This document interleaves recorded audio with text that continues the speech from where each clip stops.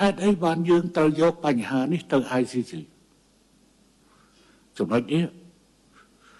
ដោយសារតែភាគីទាំងពីរមិនអាចចុះសម្រុកគ្នាបានទេនៅអាតំបន់ទាំង4ហ្នឹងអត់ចុះសម្រុកគ្នាបានទេ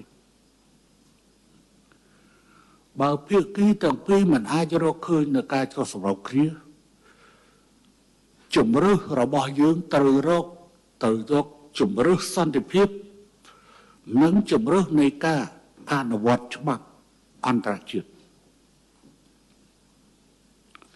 សន្តិភាពទាំងពីរនោះសុទ្ធតែសន្តិភាពទាំងអស់យន្តការទ្វេភាគីនៃការចរចាក៏សន្តិភាពយន្តការចូលទៅក្នុងតុលាការក៏សន្តិភាពមិនមែនបានសក្តិថាបញ្ជូនសំណុំរឿងទៅកាន់តុលាការអន្តរជាតិគឺជាការបង្កសង្គ្រាមឬបង្កើតសង្គ្រាមទេណា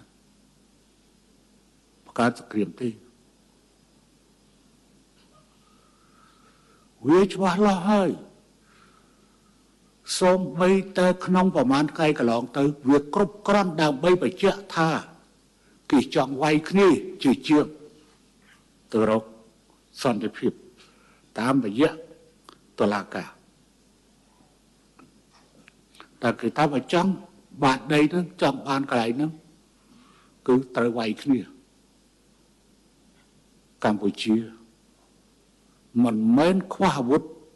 ឬខ្វះកម្លាំងដើម្បីវាយគ្នាទេតែកម្ពុជាមិនចង់វាយគ្នាទេ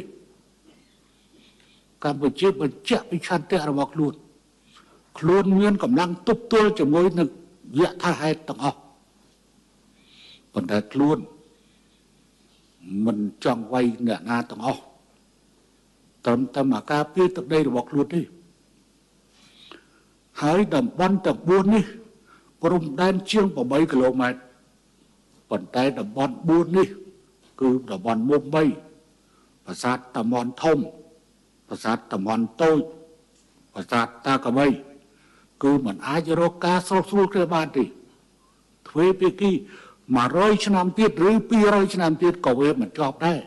ហើយនឹងវាជាងាយជាមូលហេតុនៃការផ្ទុះសង្គ្រាមរវាងជាតិសាសន៍ទាំងពីរប្រទេសទាំងពីរ